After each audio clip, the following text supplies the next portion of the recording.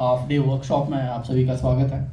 जब एनजीटी का प्रेशर हमारे सिर पे था उस टाइम मुझे लगता है हार्डली 400-500 पीबीआर मुश्किल से बने थे और उतने बड़े काम को करने के लिए पंचायती राज संस्थाओं का, आरडी का, यूडी विभाग का सहारा लिया गया। बच्चों को उसमें इन्वॉल्व किया गया जो जिनकी साइंस की बैकग्राउंड है। वैसे तो will prefer students with post graduate background, but even if you are BSc graduate तब भी आप इस काम को शायद कर पाएंगे। और एक काफ़ी बड़े अभियान के तौर पे विद इन फ्यू मंथ्स वो टारगेट अचीव हुआ। लेकिन इस बीच में लगभग 400 नई पंचायतें ऐड हुई उस काम को कंप्लीट करने में और अब तक के बीच में। और जल्दबाजी में जो काम हुआ उसमें मुझे लगता है क्वालिटी कहीं कॉम्प्रोमाइज़ हुई। हम दोबारा उस जो काम हुआ है उसको रिव्यू भी करना चाहते हैं, रिविजिट करना चाहते हैं, क्योंकि डॉक्यूमेंटेशन इतने बायर रिसोर्सेज का, इतने ह्यूज बायर रिसोर्सेज का, it can not be a one time exercise, it has to be a continuous exercise. So the work of mapping and updation has also to be continuous process. So उसी direction में भारत सरकार की भी निर्देश थे कि हम स्टूडेंट्स को एजुकेट करें, उनको इन्वॉल्व करें और उनको जोड़ें। आप में से जो गांव से आते हैं, जिन्होंने खेती का काम किया है, आप में से किया है किसी ने, कोई खेत में घुसा? How many of you? Good, that's great to hear. So जो मुझे लगता है एज ए फार्मर आपको जो नॉलेज होती है वो कोई साइंस आपको नहीं सिखा सकती, या सिखा सकती है तो maybe it will take many years of your life to learn that process कि प्लांट को कैसे ग्रो करते हैं, कैसे हार्वेस्ट करते हैं, वो दिखता कैसा है। क्लासरूम में तो उसकी फोटो ही दिखेगी, ग्राउंड में नहीं आपको दिखेगा। हालांकि आजकल गूगल लेंस आपको हेल्प कर सकता है, गूगल लेंस में आप फोटो खींचो, बता देगा कि ये कौन सी स्पीसीज। तो एक ये मुझे लगता है एक लर्निंग एक्सपीरियंस का भी एक अपॉर्चुनिटीज़ है बच्चों के लिए कि आप पोस्ट ग्रेजुएशन कर रहे हैं लाइफ साइंसेज में और आपको मौका मिल रहा है बायोडाइवर्सिटी को नज़दीक से जाके देखने का, ग्राउंड में देखने का, क्योंकि रियल लाइफ तो फील्ड में है, दफ्तर के कुर्सी टेबल पे नहीं है। Real life is on the ground. तो बच्चों को आज जो हम आप लोगों को एक दिन का ओरिएंटेशन है, बेसिक सा सिस्टम की स्ट्रक्चर क्या है। बायोलॉजिकल डाइवर्सिटी एक्ट कब बना? 2002 में। नाउ वी आर इन 2023, 21 साल हो गए। पर्पस क्या था कि हम जो बायो रिसोर्सेज हैं उनको कंजर्व करें। बहुत सारी आए दिन आप देखते हैं स्पीसीज जो है वो थ्रेटन हो रही है। हम भी एक लिस्ट जो है इसी एक्ट में नोटिफाई करते हैं कि these are the species which are now threatened. So threatened means what? We'll stop harvesting them, we'll promote their conservation, we'll take steps so that these species don't get extinct. And with climate change, the species will get extinct. So how do we meet with that challenge? So PBR जो बने हैं हम उनको update करना चाहते हैं, और update करने का पर्पस ये है कि हमें पता तो हो कि हमारी जो है क्या फ्लोरा फोना हमारे पास है, कितनी स्पीसीज हैं। एक शीट शायद आप लोगों के साथ शेयर की गई होंगी कि पूरे जो वर्ल्ड है उस वर्ल्ड में 20,30,315 स्पीसीज जो हैं वो डॉक्यूमेंट हुई हैं। एक्चुअल हो सकता है बहुत ज़्यादा हो, लेकिन जो हम डॉक्यूमेंट कर पाए उसमें से इंडिया में 1,50,231 हैं, और उसमें भी हिमाचल में कितनी है? 10,164, 10,164. Himachal is a very tiny state if you look at country as a whole. So what percent of the species you are housing in your state? 6.76. So we are very biodiversity rich state, but we should harvest it in a way that it is available for the future generation also. ये ना हो कि extinct हो जाए, उसका unscientific जो है वो हार्वेस्टिंग हो। हमारे बहुत सारे एरियाज में लोग कई जगह पे तो हफ्ते का राशन लेके निकलते हैं, पहाड़ों में चढ़े जाएंगे, जंगलों में चले जाएंगे और बायो रिसोर्सेज को हार्वेस्ट करते हैं, और उसके बाद दे अर्न देयर लाइवलीहुड। अब उसमें कितना की साइंटिफिक उसका हार्वेस्टिंग हो रही है, that is something which we need to address.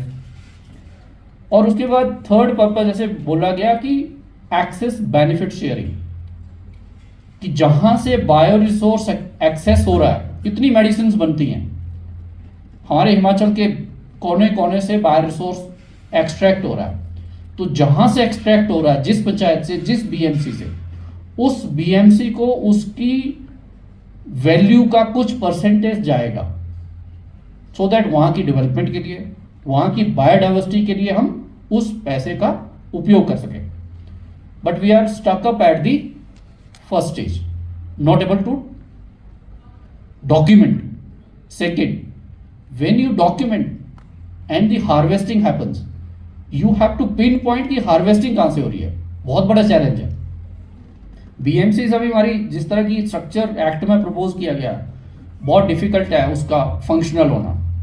कि हमने एक कमेटी बनाई 5-7 लोगों की, उसमें कुछ महिलाएं हैं, कुछ अलग अलग वर्गों के लोग हैं। अब उनमें उस तरह की एक्सपर्टीज नहीं है कि वो बीएमसी जैसे बायोडाइवर्सिटी जैसे, ठीक है एज ए किसान वो समझते होंगे, बट शायद वाइडर जिस तरह से रोल एक्सपेक्टेड है वो परफॉर्म कर पाएंगे, मुझे लगता है बहुत बड़ा चैलेंज है। लेकिन हम उस चैलेंज को कैसे ओवरकम कर सकते हैं, आप लोग गाँव से आते हैं, may be you can be a resource and you can help us in that. तो आज लाखों करोड़ों रुपए का बायो रिसोर्स हिमाचल से एक्सट्रैक्ट हो रहा है, बट उसका एक्सेस बेनिफिट शेयरिंग नहीं हो पा रहा। So we are struggling with that. I think very soon even the matter is pending in the High Court. हर हफ्ते हमारे लोग हाई कोर्ट में खड़े होते हैं। हाई कोर्ट भी माननीय उच्च न्यायालय भी ये चाह रहा है कि हम एक्सेस बेनिफिट शेयरिंग को धरातल पर लेके आए। So working toward that direction, let's hope कुछ उसमें जल्दी पॉजिटिव होगा। और थर्ड मुझे लगता है जो एक्ट में नहीं लिखा है, हिमाचल का अगर आप डेवलपमेंटल पोटेंशियल देखें, आपको कहाँ नौकरी मिलेगी? क्या सरकार दे सकती है? कितने लोगों को देगी? है ना, 1 से 1.5 लाख लोगों को नौकरी मिलती है, वो भी अब धीरे धीरे कॉन्ट्रैक्ट आउटसोर्सिंग पे जा रही है। सो बायो रिसोर्स बहुत सारे ऑप्शंस में है, चाहे आप टूरिज्म देख लें, हॉर्टिकल्चर, एग्रीकल्चर देख लें। Biodiversity is a area where there is a huge potential of self employment. बहुत सारे किसान हैं जिनका आपको जिक्र कई जगह से मिल जाएगा, जो मेडिसिनल प्लांट्स, एरोमेटिक प्लांट्स की खेती लगा के लाखों रुपए कमा रहे हैं। मैं अभी चंबा में से आया हूँ, मैं डीसी था वहाँ पे, तो चंबा में हमने वाइल्ड मैरीगोल्ड का प्लांटेशन प्रमोट किया। पहले से चल रहा था बट उसको थोड़े और स्केल पे ले गए। CSIR IHBT इंस्टीट्यूट है पालमपुर में, उनके साथ हमने MOU साइन किया। बहुत सारी क्रॉप्स इंट्रोड्यूस की, उसमें हींग भी हमने प्लांट करना शुरू किया है। पांगी में भी लगा है, तिस्सा में भी लगा है, हरमौर में भी लगा है। हींग हम इंडिया में प्रोड्यूस नहीं करते। लगभग 600 करोड़ का बिजनेस है जो सारा का सारा ईरान, अफगानिस्तान, उज्बेकिस्तान से आता है। हींग एक 2500 मीटर प्लस की हाइट पे होगा, तो उसकी प्लांटेशन शुरू हुई है IHBT के सहयोग से, बिकॉज उन्होंने वो प्लांट बाहर से लाया, उसको क्वारंटीन किया, अब उसका सीड मल्टीप्लाई कर रहे हैं। सो वो एक ऐसा बायो रिसोर्स है जो आने वाले टाइम में, जिस तरह से एप्पल ने शिमला की इकोनॉमी चेंज कर दी, so maybe hing has a potential of changing the economy of some of our areas, provided we are, हम काम करना चाहते हैं। हर कोई दफ्तर में कुर्सी और टेबल पे नहीं बैठना चाहता, है ना। अब उसमें बहुत सारे चैलेंजेस हैं। चैलेंजेस ये हैं कि जब हम हींग जब लगाते हैं तो डोरमेंट स्टेज पे होता है। वो एक पोली बैग मिलता है किसान को, उस किसान के बहुत सारे रिजर्वेशन हो सकते हैं कि इसमें ग्रो करेगा भी नहीं करेगा। वो ग्रो किया, मैंने भी जाके कुछ खेतों में जाके उसको देखा, उसके बाद वो फिर डोरमेंट स्टेज पे चला जाएगा, फिर ग्रो करेगा, फिर डोरमेंट स्टेज पे चला जाएगा। तो 3 साल के बाद उसकी जड़ों से जो लिक्विड निकलेगा वो हींग होगा। सो उस 3 साल का पेशेंस एक फार्मर में रिक्वायर्ड है। सो मे बी आप जैसे बच्चे जो हैं, जो फार्मिंग और इस तरह की एक्टिविटीज टेकअप कर सकते हैं, तो उनके लिए बहुत बड़ा रिसोर्स है। मैंने वाइल्ड मैरीगोल्ड की बात की, ऐसे घासनी में होगा, कोई आपको कल्टीवेटेड बहुत ज़्यादा कल्टीवेशन की ज़रूरत नहीं है, उसको जानवर नहीं खाते, और उसका जो तेल है रफली 7 से 10 हज़ार रुपये पर लीटर बिकता है। वो टाई अप भी हमने करवाया। और इस बार की जो खेती थी हमारी बटियात क्षेत्र में, खासकर सरूनी वगैरह में भी हो रही है, 15,000 रुपये पर केजी, लीटर मैंने उसको केजी में बेचते हैं, हालांकि वो तेल है, 15,000 रुपीज़ पर केजी वो तेल बिका किसान के खेत में। मंडी में ही एक फैक्ट्री है डडोर रोड पे जो उसको प्रोसेस करती है और उसकी वैल्यू एडिशन करती है, हर फ्रेग्रेंस में यूज़ होता है। आइसक्रीम जो खाते हैं हम तो सिंथेटिक टेस्ट वाली आइसक्रीम खाते हैं, क्योंकि अगर हम उस तरह की बायो रिसोर्स के अगर ऑयल वाली आइसक्रीम खाएं तो हमें कल 300-400 रुपये की मिलेगी। So we don't have it in India and we are not able to afford it, खरीदेंगे नहीं लोग। सो इस तरह से बहुत सारे एरोमेटिक मेडिसिनल प्लांट्स हैं जिनकी बहुत वैल्यू है and they are all our bio resources. हम उसको कल्टीवेट भी कर सकते हैं, वाइल्ड से भी एक्सट्रैक्ट कर सकते हैं। और मैं अभी जोगिंदर नगर जाके आया, वहाँ पे हमारा हर्बल गार्डन है स्टेट का, और वहाँ पे मुझे कुछ स्टार्टअप भी मिले जो बच्चे बायो रिसोर्सेज में कुछ नया इनोवेट करने की कोशिश कर रहे हैं। सो आप स्टार्टअप भी हमारी स्टेट की पॉलिसी है, उसमें भी कुछ नया कुछ कर सकते हो, कुछ नई एक्टिविटीज़ कर सकते हो। सो अल्टीमेटली हमने बायो रिसोर्सेज को लाइवलीहुड से लिंक करना है। आप में से जो डॉक्यूमेंट कर सकते हैं, PBRs बना सकते हैं, so you will become a consultant and documenting it for the BMCs। मैं आपको एक छोटा सा एग्जांपल देता हूँ। हिमाचल में most of the land is forest land. Forest land में मैं तभी कोई एक्टिविटी कर सकता हूँ जब मुझे FCA की क्लियरेंस मिलती है। FCA की क्लियरेंस के बिना मैं कोई काम नहीं कर सकता।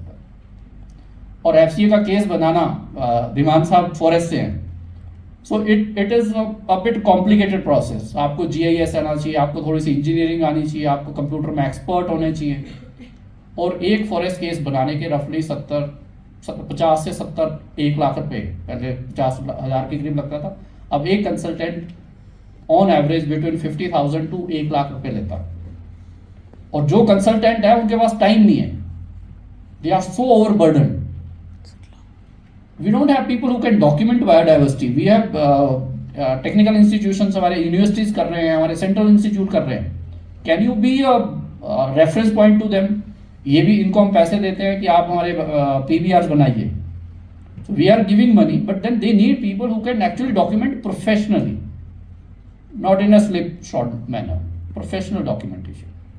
So that is one resource. That is one employment opportunity available. Second, क्या आप उस बायो रिसोर्स को कल्टीवेट करना चाहते हैं अपने खेतों में?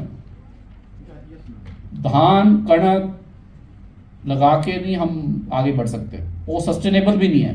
जो खेती करते हैं, जितना इनपुट हम देते हैं उसमें उतना हमें आउटपुट नहीं मिलता, जितनी मेहनत जितना पैसा लगाते हैं नहीं मिलता। लेकिन वो हमारा निशे हो ही नहीं सकता। हमारा निशे है medicinal aromatic plants, medicinal plants. So the moment will switch over that, I think will change the economy of Himachal. But हमें सोचना पड़ेगा और उस डायरेक्शन में जाना पड़ेगा। फिर एक आज की डेट में क्या हो रहा है, हिमाचल से बायो रिसोर्स निकल रहा है, वो कहाँ मिल रहा है मुझे? मैं एज ए ट्रेडर खरीदना चाहता हूँ, मुझे अमृतसर जाना पड़ेगा, मुझे वेस्ट बंगाल जाना पड़ेगा, मुझे दिल्ली जाना पड़ेगा, हिमाचल में नहीं मिलता। तो उसकी एक मंडी व्यवस्था बनाने की जरूरत है, उस पर भी विचार चल रहा है। और आई थिंक जो हमारे डॉक्टर अरुण चंदन है, इज वर्किंग और जड़ी बूटी बाजार करके एक प्लेटफॉर्म बन रहा है, जहाँ पे जो कोई भी बायो रिसोर्स सक्सेस कर रहा है उसका फायदा एक होगा, मुझे पता लगेगा कि वो बायो रिसोर्स आया कहाँ से, ताकि मैं उसके पैसे एज ए बायोडाइवर्सिटी बोर्ड उस ट्रेडर से, उस सेलर से ले सकूँ, उस इंडस्ट्री से, and I can give it back to the BMC। Processing का बहुत ज़्यादा स्कोप है। आप बायो रिसोर्सेज एक्सेस कर रहे हो, उसको प्रोसेस नहीं कर रहे हो। मैं एक हमेशा कहता हूँ कि हम जैसे गुच्छी हमारी स्पेशलिटी है, मिलती है हिमाचल में, कहीं जाओ बाजार में नहीं मिलती है ना, आती है वो बीच में पता नहीं कौन ले जाता, कहाँ जाती है। इनविजिबल ट्रेड है, इनविजिबल पीपल है। Can we make that system visible? मैं टूरिस्ट को बेचना चाहता हूँ उसको, है ना, जिसको गुच्छी की वैल्यू है वो खरीदेगा। बट जो टूरिस्ट खरीदना चाहता है, क्या उसके लिए गुच्छी अवेलेबल है? नहीं अवेलेबल है, मिलती नहीं। तो what I am trying to say कि आज की वर्कशॉप का एक तो आउटपुट ये हो कि आप इस ठीक है, आप अपना कोई बिजनेस कर रहे हो, कोई काम कर रहे हो, कोई नौकरी कर रहे हो, please do that, work for that. But this is also an area where there's a lot of potential as a farmer, as an expert, as a grower, as a processor, as a trader. I am hopeful that आज की जो आप ये workshop है आपको expert PVR बनाने के बारे में जानकारी देंगे, जो पीवीआर बन के आ रहे हैं उनमें क्या कमियां रह रही हैं उसके बारे में आपके साथ जानकारी शेयर करेंगे, and this will be a useful exercise. And the last part which I want to touch is the lifestyle for environment. Life अभी ग्लासगो में 2022 में जो कोप होता है, conference of party, climate change के एक एनुअल वर्कशॉप होता है, उसमें हमारे माननीय प्रधानमंत्री ने एक लाइफस्टाइल का नारा दिया कि अगर हम क्लाइमेट चेंज को रोकना चाहते हैं तो हमें लाइफ मंत्रा अडॉप्ट करना पड़ेगा. आप कहीं पे गूगल में टाइप करो, आपको लाइफ का एक 20-25 पेज का डॉक्यूमेंट मिलेगा कि आप क्या चीज़ें कर सकते हो जिससे आपके कार्बन फुटप्रिंट रिड्यूस हो सकते हैं और आप एनवायरनमेंट कंजर्वेशन के लिए काम कर सकते हो, क्लाइमेट चेंज को रिड्यूस कर सकते हो. तो उस लाइफस्टाइल के बारे में भी काइंडली जरूर जानें और अपने जो दिनचर्या है, अपना जो लाइफस्टाइल है, आपका जो जीवन शैली है, उसमें इस तरह की एक्टिविटीज़ करें जिससे एनवायरमेंटल पोल्यूशन रिड्यूस हो और हम अपने एनवायरनमेंट को प्रिजर्व करें. आप सभी इस एक आधे दिन की जो वर्कशॉप है इसमें आए, आपका बहुत बहुत धन्यवाद. Thank you so much. Thank you the expert people who are sitting on the DISE.